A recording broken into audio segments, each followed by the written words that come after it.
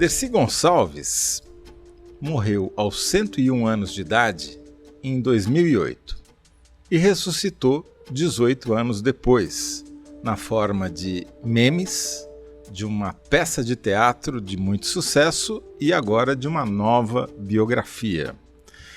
Dercy sempre foi rotulada com uma palavra, em geral irreverente, alguém que falava muito palavrão, mas como a biografia escrita pela repórter Adriana Negreiros vai mostrar, era muito mais do que isso. Era uma personalidade muito complexa que teve uma vida marcada não só pela comédia, mas também pela tragédia. E é sobre isso que nós vamos conversar hoje com a repórter e colunista do UOL, Adriana Negreiros. Muito bem-vinda de volta ao UOL Prime, Adriana. Muito obrigada, Toledo. É sempre um prazer vir aqui conversar com você. Prazer é nosso.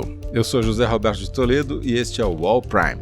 Toda semana a gente conversa com os melhores repórteres sobre as melhores reportagens do UOL.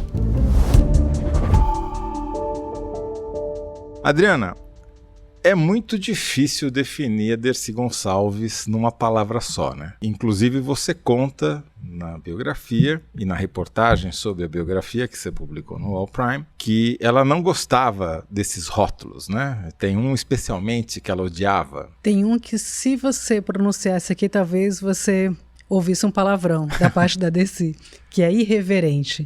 Ela odiava ser chamada de irreverente e a todo momento era classificada assim pela imprensa. Por que exatamente que ela não gostava do irreverente? Era um reducionismo que ela apontava, ou a preguiça da imprensa de tratá-la? Era um misto de todas as coisas, Toledo. Era um reducionismo de fato, mas o que mais irritava a Dercy, que era muito irreverente, aliás, era o fato de que a palavra sempre fazia com que o que ela dissesse na sequência não fosse levado muito a sério.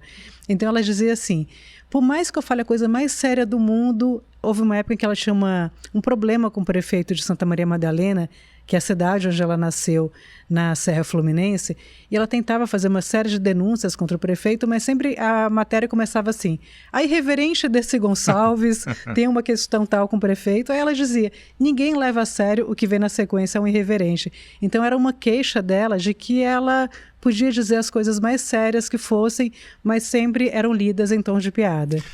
Eu sugiro a gente subverter um pouquinho o roteiro e começar cronologicamente, né? Porque a gente conhece, como a Dercy viveu mais de um século, a tendência é as pessoas conhecerem a parte mais recente da vida dela, mas o começo é um começo que por si só já valeria um livro, né? Uma biografia. Conta um pouquinho pra gente como é que ela, de onde ela veio, por onde tudo começou, o que ela precisou fazer no início da carreira. A Dercy nasceu em Santa Maria Madalena, essa cidade, uma pequena cidade na Serra Fluminense, e ela, de uma família muito extensa, ela tinha 8 ou 9 irmãos, e muito cedo alguns desses irmãos morreram. Então, tanto que eu começo o livro com uma cena que é ela no ateliê do pai. O pai era costureiro, se dizer que era alfaiate, mas era mais um costureiro, em que ela estava velando o corpo de um dos irmãos que havia morrido afogado no rio. Naquela ocasião ela tinha 4 irmãos vivos e 4 irmãos mortos, portanto eram 9 os filhos ao todo. E a Dercy muito cedo perdeu a mãe. A mãe resolveu sair de casa para tentar a vida no Rio de Janeiro, deixou os filhos todos com o pai, que era um sujeito muito violento, que cuidava dos filhos meio de qualquer jeito. Então os filhos eram criados ali uns com os outros, os mais novos sendo cuidados pelos irmãos mais velhos. E muito cedo a mãe da Dercy, depois de ir para o Rio de Janeiro, morreu. Então a Dercy foi criada de qualquer jeito. Só com o pai violento, metade dos irmãos morreram tragicamente ou precocemente, e ela sai de casa com que idade? Com 17 anos ela resolve sair de casa. Ela tinha um sonho de ser cantora. Essa é uma história muito confusa, Toledo, porque o que a gente tem de referência sobre isso é o que a própria Dercy contava. E a Dercy fantasiava muito sobre a origem dela, o que era muito comum à época com os artistas que criavam uma espécie de um mito de origem. Então há várias versões para esse momento em que ela saiu de Santa Maria Madalena para tentar a vida como cantora. Isso é década de 20, Isso, anos 1920. 1924 foi quando ela deixou Santa Maria Madalena para tentar ser cantora, e aí ela foi ser uma artista que fazia apresentações em pequenos circos de pequenas cidades, uma artista mambembe, e ela compôs uma dupla com um cantor chamado Eugênio Pascoal, e com ele ela fez uma série de apresentações e era de forma muito precária mesmo, circos de lona, nas pequenas cidades, e o Eugênio Pascoal veio a ser o primeiro marido da Dessi, não foi exatamente um casamento, mas foi o primeiro parceiro afetivo dela, logo depois de sair de Santa Maria Madalena. Quer dizer, ela começa a carreira efetivamente como cantora. Ela começa como cantora. Mal ou bem, debaixo da lona ou sobre a areia, estava cantando. E por que ela troca a vida de cantora pela vida de atriz e comediante? Ela passou um tempo ainda como cantora, até que ela conseguiu chegar ao Rio de Janeiro, e ela fazia apresentações ali na Praça Tiradentes, mas a Dessi contraiu tuberculose. Ela teve uma tuberculose que comprometeu as cordas vocais dela. Então, ao fim do tratamento, quando ela retornou ao Rio de Janeiro para tentar continuar com a sua vida de cantora, ela percebeu que a voz já não era mais a mesma. Então, restou a ela tentar outras possibilidades. E ela sempre foi muito engraçada e muito rápida. E ela tinha ali, desde sempre, o tempo certo da comédia. Então, ela tinha uma rapidez de criar uma situação qualquer, e ela era um tipo que gostava muito de improvisar, um pouco da herança dela de artista de circo. Então, em algumas situações ali, ela inventava um diálogo qualquer ou introduzia um caco no espetáculo, e as pessoas adoravam isso.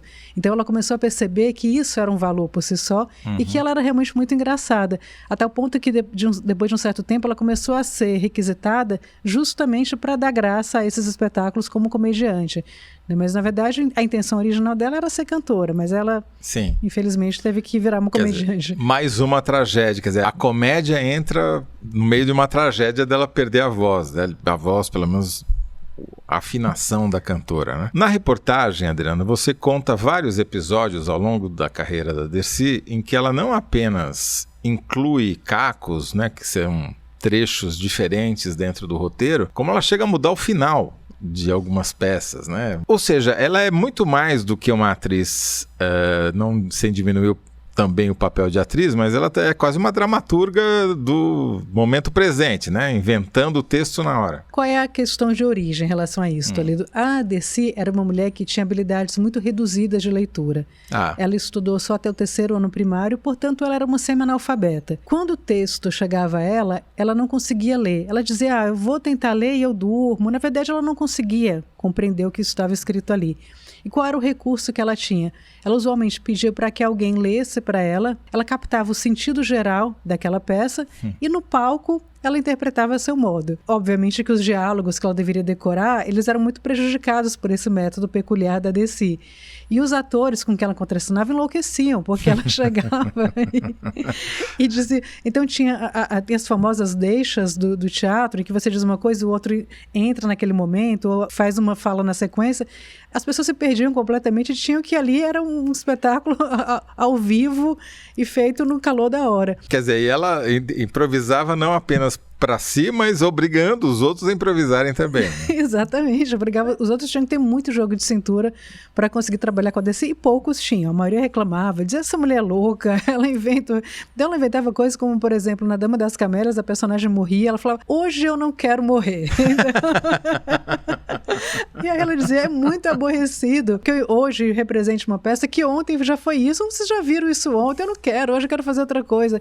Isso era terrível para quem contracenava, para o público era maravilhoso, porque cada espetáculo da Dessi era um espetáculo novo, mas para os autores enlouqueciam, porque eles escreviam ali seus textos muito rigorosos, muitas vezes muito eruditos, e a Dessi inventava e fazia um outro texto que os autores já não se reconheciam naquilo.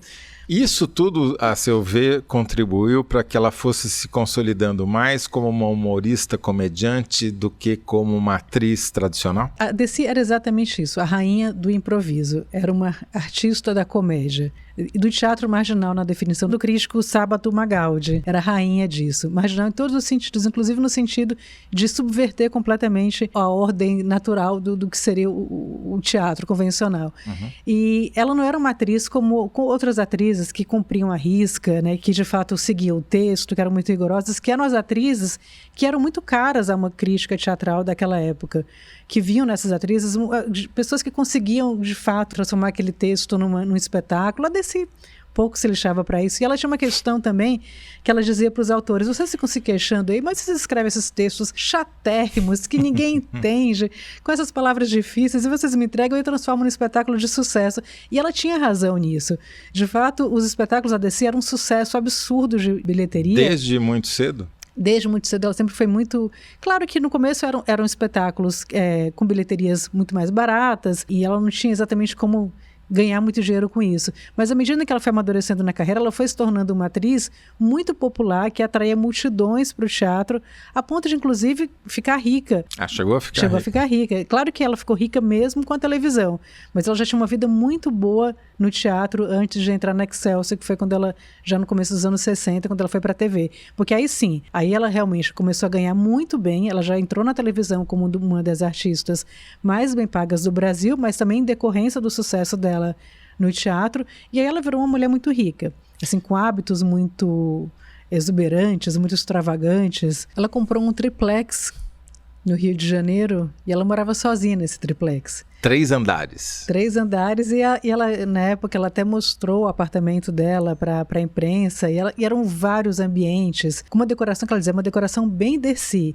assim, com veludo vermelho, com muito dourado.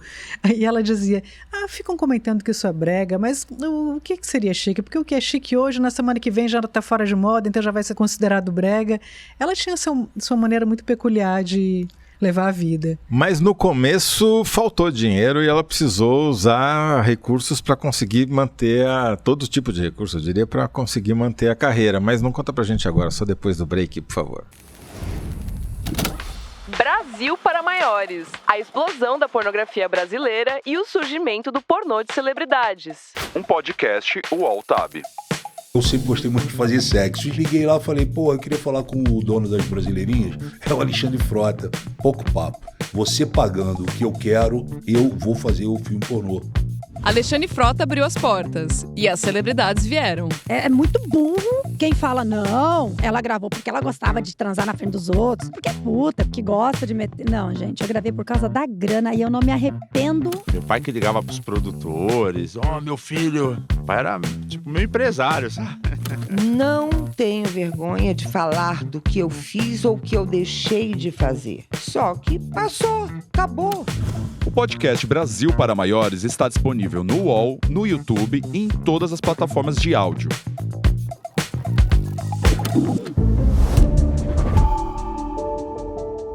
Então, Adriana, você estava contando que ela ficou muito rica até mesmo antes da televisão, mas o começo foi difícil, né? Do teste do sofá, aparentemente, esteve na vida da Dercy também. Sim, o começo foi muito difícil, especialmente nessa época em que ela se recuperou da tuberculose e ficou com problema nas cordas vocais, e logo na sequência ela teve uma filha, a Decimar, e era uma filha de um homem casado, portanto ela era uma mãe solo, tinha muitas dificuldades ali para lidar com a maternidade, com o trabalho, e ela fez o que pôde, o que estava ao alcance dela para levantar recursos, inclusive para sustentar a Decimar, incluindo a prostituição.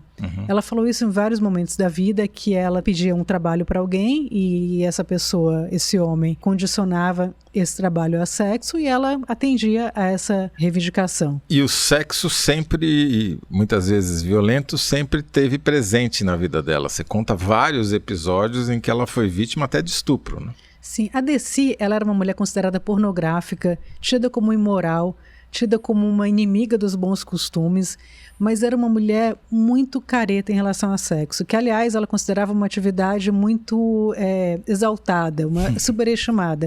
Ela achava sexo uma coisa insuportável. Ela nunca gostou de sexo, à exceção de uma ocasião, que foi quando ela conheceu um acrobata chamado Vico Tadei, com quem ela teve uma relação sexual aparentemente satisfatória. Mas, tirando essa experiência com o Vico Tadei, ela sempre foi muito infeliz na intimidade. A começar pela primeira vez em que ela foi para a cama com o Eugênio Pascoal, aquele cantor com quem ela fazia aqueles espetáculos, que, não sabendo que ela era virgem, foi muito bruto com ela naquela primeira ocasião, e ela relatou isso por toda a vida, que saiu daquela situação muito ensanguentada, né? E aí é quando ela fala uma frase que é muito engraçada, embora tenha uma origem dramática, que é quando ela viu o pênis do Eugênio Pascoal ereto, ela disse, nunca pensei que aquela merda crescesse tanto. Mas ela sempre teve uma relação com o sexo muito difícil. Depois, quando ela já tinha mais de 70 anos, ela foi a Londrina, no Paraná, para um espetáculo, e ela conheceu o dono do jornal Folha de Londrina, que a levou para o motel contra a vontade dela e a estuprou nessa ocasião. E ali ela já tinha mais de 70 anos e foi uma situação realmente muito dramática, porque ela terminou aquilo muito ensanguentada. Nas palavras dela, terminou em petição de miséria, porque já não tinha mais lubrificação, já era uma senhora que há muito tempo não fazia sexo, era praticamente virgem, nas palavras dela. E a explicação do dono do jornal foi de que ela falava muito sobre o sexo e que, portanto, ele concluiu que ela queria sexo. E, no entanto, não tinha nada a ver uma coisa com a outra. Isso é uma coisa que estava no imaginário dos homens que acabavam entrando na vida dela.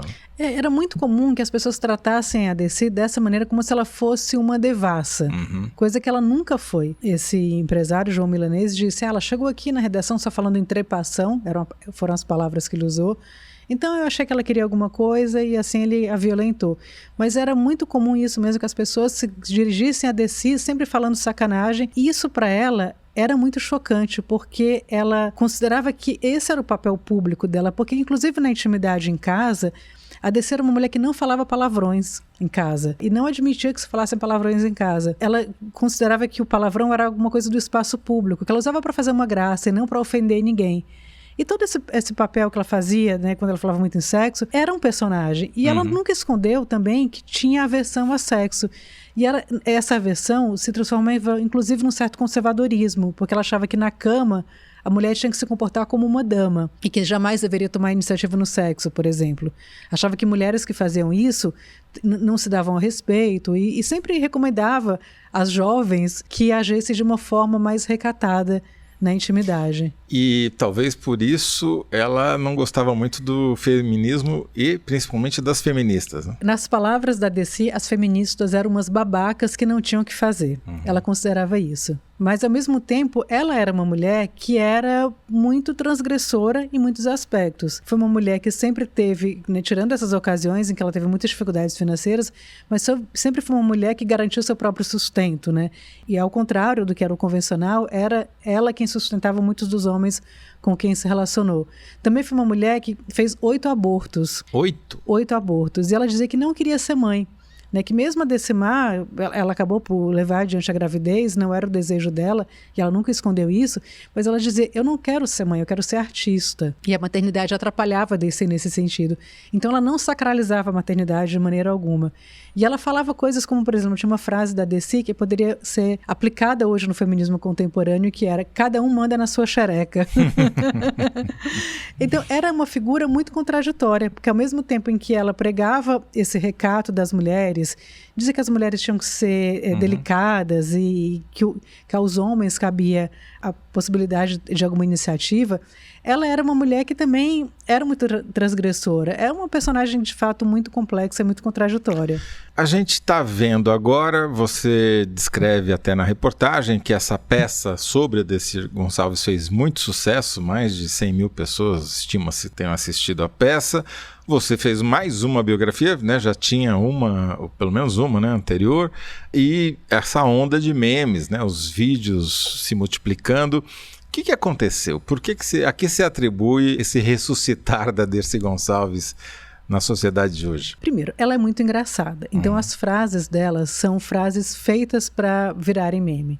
Sim. Ela fala muito mal dos homens, por exemplo, o que faz muito sucesso nas redes sociais, como bem sabemos. Fala muito mal dos políticos e de uma maneira muito engraçada e muito peculiar. E tem um aspecto da Desi que eu acho muito interessante, que é o fato de que ela teve uma vida muito trágica, mas ela nunca foi uma mulher que vestiu o manto da vítima. Ela sempre tratou disso de uma maneira a não reivindicar para si algum valor, alguma dignidade, com base no sofrimento que ela enfrentou. Nunca disse alguma coisa do tipo, vocês não sabem o quanto eu sofri. Nunca foi uma mulher que fizesse isso. Então eu acho que isso é algo que talvez nos tempos de hoje possa ser uma característica que chame muito a atenção, que seja muito interessante nesse aspecto. E ela guardou alguma mágoa profissional, por exemplo, quando parou de frequentar a televisão, de ser chamada para fazer televisão, ou lidou com isso bem até o final da vida? Qual foi a relação dela, por exemplo, com o Boni, que era o todo-poderoso da Rede Globo? Ela guardou muita mágoa da TV Globo até o final da vida pela maneira como ela foi demitida no final dos anos 60, no começo dos anos 70. Ela foi demitida quando a TV Globo já precisava fazer um movimento rumo a uma programação mais refinada, e a DC era tudo menos refinada na programação da Globo.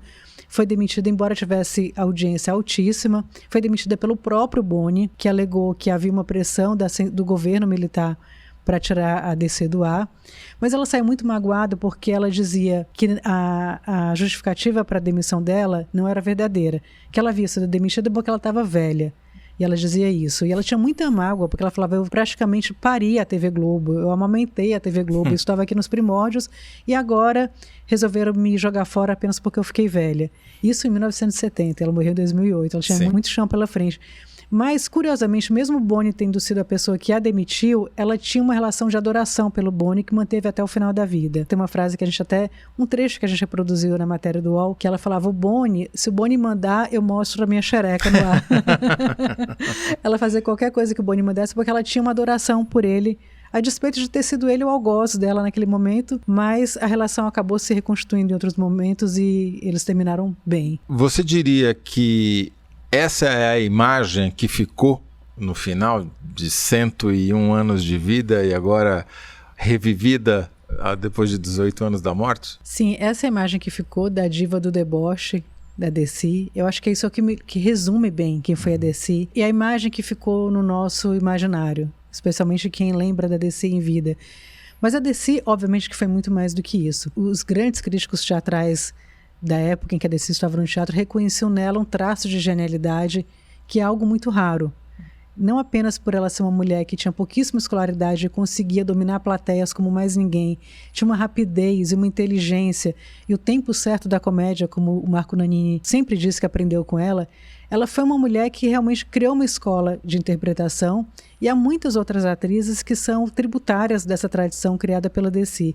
O deboche, inclusive, com esse certo beletrismo que envolve o teatro, com uma certa impressão de muitos de que o teatro é uma arte erudita e não uma arte popular. Então, o deboche está, inclusive, na maneira irreverente para irritar aqui a DC, como que ela lidou com o trabalho. A Dercy Gonçalves não foi a primeira personalidade feminina controversa, digamos assim, que você biografou. É coincidência? Eu acho que os personagens que são muito bonzinhos, eles não rendem boas biografias. A anterior foi Maria Bonita. Adriana, para quem quiser ler, primeiro a reportagem no UOL, onde encontra? Tá no UOL Prime. uol.com.br/Prime. E a biografia já está nas livrarias físicas e virtuais. De novo, o nome qual é? DC, a Diva Debochada. Pela editora Objetiva, não é isso? Isso mesmo. Muito obrigado, Adriana Negreiros. Já esperamos você de volta. Não precisa ser com uma biografia, porque essa demora muito, né? Mas com uma nova reportagem em breve. Obrigada, Toledo. Até breve. E obrigado a você que ficou com a gente aqui até agora. Quem assina o UOL pode acessar essa reportagem da Adriana e muitas outras no UOL Prime na íntegra. Assinantes têm acesso a todo o acervo jornalístico do UOL e a opinião e análise dos nossos colunistas. E você também consegue aproveitar descontos em ingressos de cinema, desconto em peças de teatro, festivais de música e tem acesso ao UOL Play e muito mais. Confira em assine.uol.com.br. Eu sou José Roberto de Toledo e faço a apresentação do podcast UOL Prime. Conversei hoje com a repórter Adriana Negreiros. O roteiro é da Clara Rellstab. A operação de vídeo é do Henrique Villarrazo. Montagem, Lucas Zacarias. Coordenação, Lígia Carriel e Laura Kapelushnik. Trilha sonora original composta por João Pedro Pinheiro. Trilha sonora incidental da Epidemic Sound. Coordenação de operações, Danilo Esperandil e Eduardo Bonavita. A foto de capa é da Daniela Toviansky. O podcast é um produto do UOL Prime e a gerência geral é do Irineu Machado. A supervisão é do Murilo Garavello, diretor de conteúdo do UOL. Até o próximo episódio.